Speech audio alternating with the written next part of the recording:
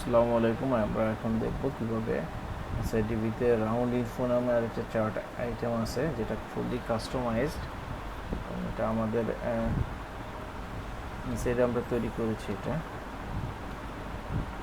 অর্থাৎ কোনো একটা ইনফরমেশনকে এটা জাস্ট একটা শেপের মধ্যে দেখানোর জন্য।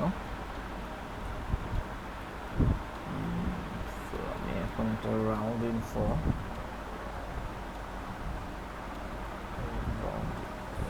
নামে একটা প্রেজেন্টেশন তৈরি করি।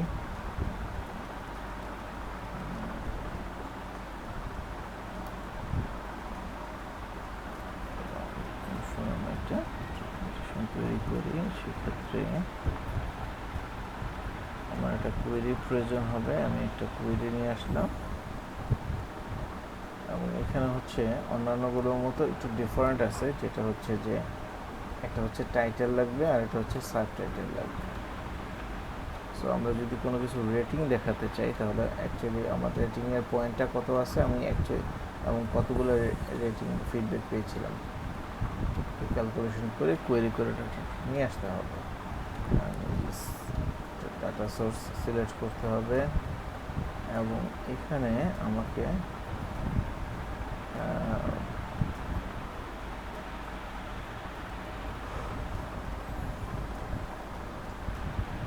রাউন্ড ইনফো সিলেক্ট করতে হবে, যার হচ্ছে একটা ডিফল্ট প্রপার্টি। আমি যদি এখানে ক্লিক করি তাহলে আমি একটা ডিফল্ট প্রপার্টি পেয়ে যাব।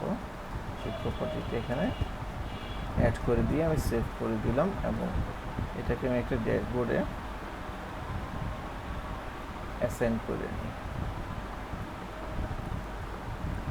এখন আমি যদি এটাকে রিলোড দিই, আমাদের রাউন্ড ইনফো যেই চার্ট টাইপটা আমি বলছিলাম সেটা চলে আসছে আমার এখানে। এই যে আমার রাউন্ড ইনফো চার্টটা চলে আসছে।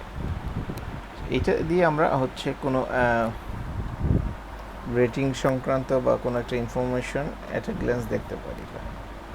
আচ্ছা, এখানে হচ্ছে ইনসাইডে হচ্ছে ইনফাইনাইট লেভেল পর্যন্ত ডিপ ডাউন করা যায়। সো আমরা দেখব পরবর্তীতে এই চার্ট আইটেমগুলোর সাথে আমি অন্যান্য চার্ট আইটেমগুলোকে অ্যাটাচ করে একটা থেকে আরেকটাতে কীভাবে যেতে হয় এবং এই ডাটাগুলো কীভাবে অ্যাড করতে হয় সেটা আমি দেখাবো।